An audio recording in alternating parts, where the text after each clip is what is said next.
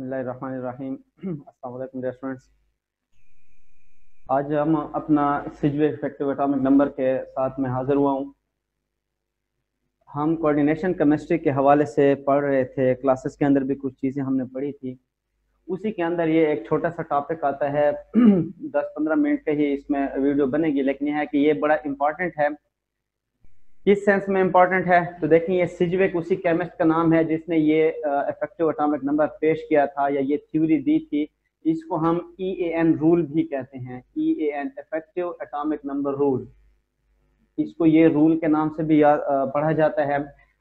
इसमें इसने किया क्या था, सिजवेक ने एक फार्मूला दिया था जिसके बेसिस के ऊपर उसने कोऑर्डिनेशन कंपाउंड्स के स्ट्रक्चर्स को एक्सप्लेन करने की कोशिश की थी कि जो हमारे पास कोऑर्डिनेशन कंपाउंड्स होते हैं उनके स्ट्रक्चर्स कैसे बनते हैं, उनके जो साथ कोऑर्डिनेशन नंबर्स के अंदर जो लिगेंड्स लग रहे होते हैं वो कैसे उनके साथ स्ट्रक्चर में आते हैं, कैसे बॉन्ड बनाते हैं या किन ऑक्सीडेशन स्टेट्स के साथ बनते हैं और वो स्टेबल कैसे होते हैं।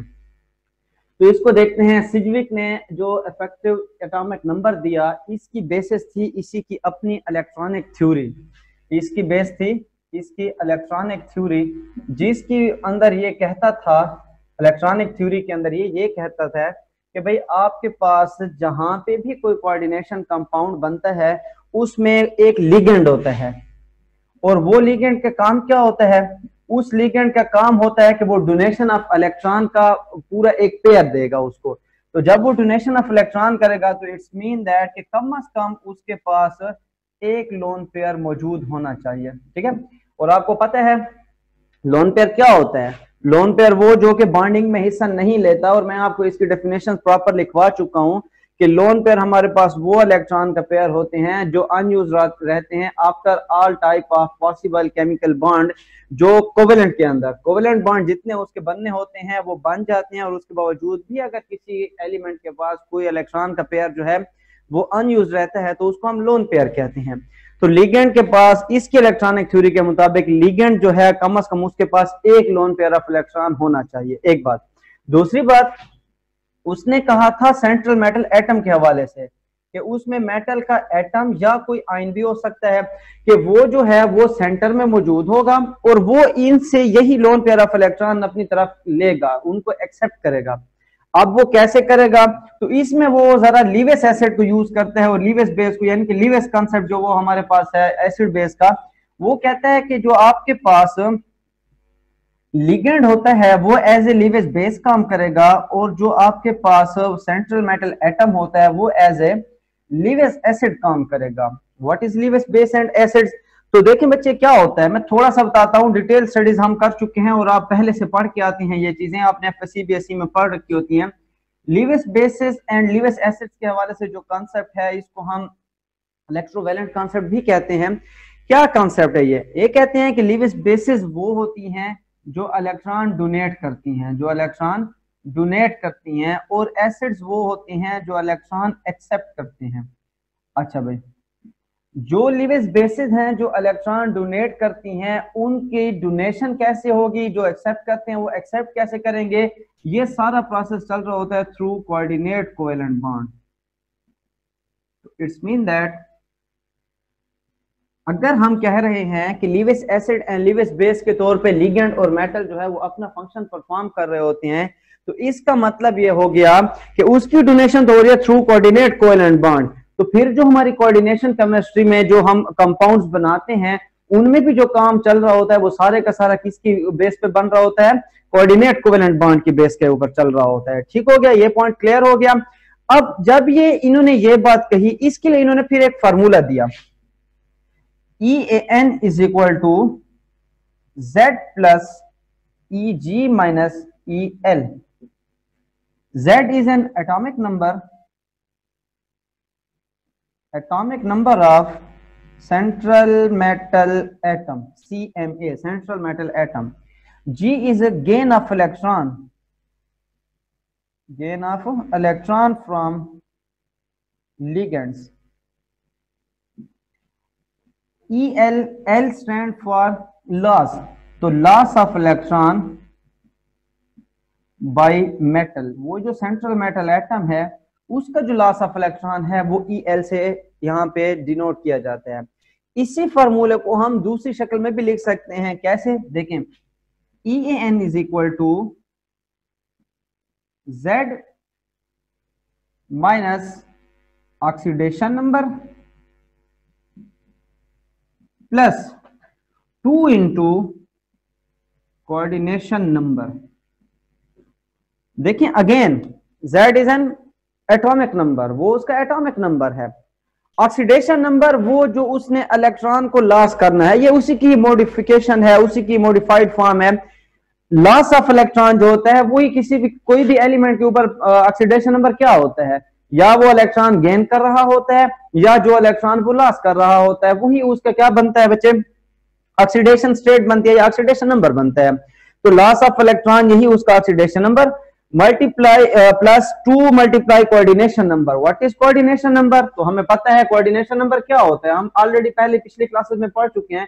कोऑर्डिनेशन नंबर का मतलब होता है number of ligands, number of ligands कि कितने लिगेंड्स अटैच हैं, क्योंकि जो लिगेंड्स हैं वो कोऑर्डिनेट करने जा रहे होते हैं, वो कोऑर्डिनेट कोवेलेंट बॉन्ड के थ्रू अपने इलेक्ट्रॉन का पेयर उसकी तरफ भेज रहे होते हैं, सेंट्रल मेटल एटम को डोनेट करते हैं। एक लिगेंड जो होता है कम से कम उसके पास एक लोन पेयर होगा। तो पेयर का मतलब क्या है? पेयर का मतलब है 2 इलेक्ट्रॉन। तो इसका मतलब क्या हो गया कि कोऑर्डिनेशन नंबर अगर किसी कंपाउंड के अंदर 6 है तो इट्स मीन कोऑर्डिनेशन नंबर को आपने 2 से मल्टीप्लाई करना है, क्योंकि जो कोऑर्डिनेशन नंबर है ये नंबर ऑफ लिगेंड्स हैं। तो आपके पास अगर 6 लिगेंड्स हैं तो इसका मतलब है कि हर लिगेंड ने कम से कम एक पेयर देना है, तो वो डबल हो जाता है। तो आप इस तरह भी लिख सकते हैं, आप इस तरह भी लिख सकते हैं। अब EN को अगर हम समराइज करते हैं तो ये बेसिकली कहना क्या चाहता है, ये तो इसने थ्योरी दी ना, इसमें कहता ये है कि जब आप इस फार्मूला के थ्रू कैलकुलेशन करते हैं तो आपका जो कंपाउंड होता है वो क्या बन जाता है, उस कंपाउंड की जो कॉन्फ़िगरेशन होती है आफ्टर परफॉर्मिंग दिस ऑपरेशन, जब एक कॉम्प्लेक्स बन जाता है तो उसके इलेक्ट्रॉन्स को अगर आप काउंट करें तो जो मेटल आपने यूज किया है उसी मेटल के पीरियड के लास्ट में जो उसकी नोबल गैस पड़ी होती है उसकी कॉन्फ़िगरेशन वही बन जाती है। एक मिसाल के तौर पर मैं आपको करवा के देता हूं। देखें हमारे पास एक कंपाउंड है CO इंटू NH3 होल 6 और यहां पे मैं लिख लेता हूं +3। This is coordination charge. ये क्या होता है, हमें पता है कि जो आपके पास पूरी स्फीयर के ऊपर चार्ज होता है वो सम होता है between central metal atom and ligands. इनकी जो ऑक्सीडेशन स्टेट्स होती हैं इनका सम होता है। अब हमें पता है ammonia is a neutral ligand, उसके ऊपर तो ऑक्सीडेशन स्टेट 0 है। कार्बोनाइल, ये जो आपके पास कोबाल्ट है, कोबाल्ट ने 3 इलेक्ट्रॉन लॉस कर रखे हैं तभी यहाँ पे +3 आया हुआ है। तो ये जो चार्ज है ये इसका है, ये न्यूट्रल लिगेंड है। नेक्स्ट क्लासेस जब आएंगी तो हमने एक डिटेल स्टडी इंशाल्लाह इस पे करनी है। और ऑलरेडी ऐसा नहीं है कि मैंने आपको बताया नहीं है, मैं आपको ऑलरेडी बता चुका हूँ कि न्यूट्रल लिगेंड्स कौन से हैं, नेगेटिव कौन से हैं, पॉजिटिव कौन से, ये सारा मैं आपको ऑलरेडी बता चुका हूँ। अभी मैं इसी को डायरेक्ट हल करने की तरफ जाता हूँ। फार्मूला है हमारे पास EAN is equal to Z plus EG minus EL। Cobalt का एटॉमिक नंबर हो गया 27, कोऑर्डिनेशन नंबर हमारे पास 6 है, और कोऑर्डिनेशन नंबर 6 है तो एक अमोनिया कितने इलेक्ट्रॉन देगा, एक पेयर देगा। तो 6 अमोनिया कितने देंगे, तो 12 इलेक्ट्रॉन हो जाएंगे, 2 इनटू कोऑर्डिनेशन नंबर। ठीक हो गया। तो यहां पे हम लिख लेते हैं 12 minus loss of electron. This positive sign shows that cobalt क्या कर रहा है, इलेक्ट्रॉन का लॉस कर रहा है। जब भी किसी के ऊपर पॉजिटिव चार्ज आता है तो इट्स मीन उसने इलेक्ट्रॉन को लॉस कर रखे हैं। तो कितने हो गए, लॉस ऑफ इलेक्ट्रॉन उसका 3 हो गया। तो इसको काउंट कर ले, 27 प्लस 12 ये हो जाएगा आपके पास 39 माइनस 3, नाउ इट बिकम्स 36। और ये किसका एटॉमिक नंबर है, क्रिप्टॉन का। अभी मैंने आपको यही बताया कि एज पर इलेक्ट्रॉनिक थ्योरी या एज पर EAN रूल, कोई भी कंपाउंड जो आपके पास कॉम्प्लेक्स होता है या जो कंपाउंड होता है उसकी जो after performing this compound, after the formation of this complexes, उनके इलेक्ट्रॉन्स को अगर आप थ्रू दिस फार्मूला कैलकुलेट करते हैं तो उनके पास टोटल उतने इलेक्ट्रॉन बनते हैं कि अगर आप उसको उनका एटॉमिक नंबर कंसीडर करें तो वो नेक्स्ट जो भी नोबल गैस होती है उसका एटॉमिक नंबर बन जाता है। ठीक हो गया, एक ये हो गया। एक छोटी सी एग्जांपल मैं आपको और करा के मैं इसको वाइंड अप करता हूं।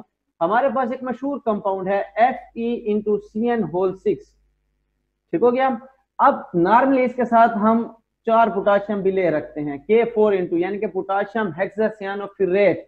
फिरेट का मतलब क्या होता है, ATE हमने नोमेनक्लेचर में पढ़ा था कि इसका मतलब है यहाँ पे नेगेटिव साइन रहा होगा। ये कितना है, ये +4 है, तो डेफिनेटली ये -4 होगा, क्योंकि इलेक्ट्रिकली कोई भी कॉम्प्लेक्स हो, कंपाउंड हो, मॉलिक्यूल हो, वो क्या होते हैं, 0 होते हैं, वो न्यूट्रल हुआ करते हैं। तो -4 +4 कैंसिल हो गए एक दूसरे के साथ। अब यहाँ पे मैं जरा डायरेक्ट जाता हूं, मैं डायरेक्ट इसमें देखता हूं Z + EG - EL की वैल्यूज क्या आती हैं।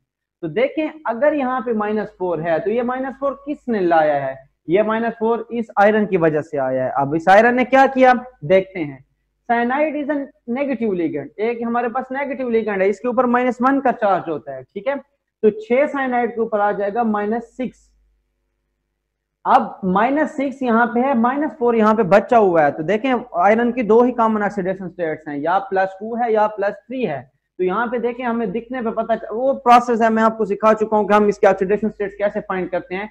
तो ये हो जाएगा +2 में, तो +2 - 6 यहाँ पे। अब इसको देखते हैं, एटॉमिक नंबर ऑफ जिंक हो जाएगा, सॉरी आयरन हो जाएगा 26, gain of electron 12 and loss of electron 2, क्योंकि ये +2 ऑक्सीडेशन स्टेट में है। तो ये कितना होता है 38 - 2, now it again become 36 which is atomic number of krypton. तो ये देखें आप किसी भी कॉम्प्लेक्स को देख लें, ज्यादातर कॉम्प्लेक्सेस इसके अंदर आ जाते हैं। ये कुछ EN रूल की सेटिंग है और ये उसकी कुछ एप्लीकेशंस हैं। ये रूल सब पे एप्लीकेबल नहीं है, ये बात आपने याद रखनी है। बहुत सारे कार्बोनाइल के कंपाउंड्स हमारे पास ऐसे हैं, बहुत सारे लाइक अब निकल कार्बोनाइल को मैं देख लेता हूँ, NiCO4। अब ये देखें Z + EG - EL, मैंने अभी उसका एक इलेक्ट्रॉन भी लेट सपोज उससे नहीं निकलवाया, तब तो बात कुछ ना कुछ बन जाएगी कि एटॉमिक नंबर इसका 28 प्लस गेन ऑफ इलेक्ट्रॉन ये 8 कर रहा है और लॉस ऑफ इलेक्ट्रॉन 0, तो 28 + 8 36 हो जाएगा। लेकिन हमें पता है कि नॉर्मली यही होता है कि ये कुछ लॉस करेगा, कुछ लगाएगा तो इसे कुछ मिलेगा, ये कुछ लॉस करेगा, इसकी कोऑर्डिनेशन स्टार्ट हो जाएगी। तो अगर इसने एक इलेक्ट्रॉन भी लॉस कर लिया, 2 इलेक्ट्रॉन भी लॉस कर दिया, कुछ भी लॉस कर दिया, ये वैल्यू 36 नहीं रहेगी, ये वैल्यू कम हो जाएगी, यहाँ पे कुछ ना कुछ निकल जाएगा, सब्सट्रैक्ट हो जाएगा। तो मैं कहने का मतलब क्या है, समझाना क्या चाह रहा हूं आपको, मैं ये कह रहा हूं कि जब भी हमारे पास EN को आप पढ़ेंगे तो आप ये ना समझें कि ये हर्फ कुल है, बिल्कुल आखिर है, कि इससे अलावा कोई बात नहीं होगी। बहुत सारे कंपाउंड्स ऐसे हैं जिनको EN एक्सप्लेन नहीं कर सकता, लेकिन बहुत सारे कंपाउंड्स को ये एक्सप्लेन कर भी लेता है। तो ये हमारे पास एक अच्छा टूल है, एक अच्छा फार्मूला है, जिसकी बेसिस के ऊपर, जिसकी हेल्प से हम बहुत सारे कंपाउंड्स की स्टडी कर सकते हैं, बट डजंट मीन के सारों के लिए ये एप्लीकेबल है। इसके ड्रॉबैक्स भी हैं कि ये एक तो हर किसी के लिए एप्लीकेबल नहीं है। दूसरा, यहाँ पे मैंने ज्योमेट्री की कोई बात नहीं की, मैंने ये कहा कि ये स्टेबल हो जाते हैं, इसमें इलेक्ट्रॉन चले जाते हैं, इलेक्ट्रॉन आ जाते हैं, लिगेंड्स इलेक्ट्रॉन पेयर देंगे, मेटल जो है वो एक्सेप्ट करेगा, उसमें लीविस एसिड बेस का कांसेप्ट थोड़ा सा यूज हो जाएगा।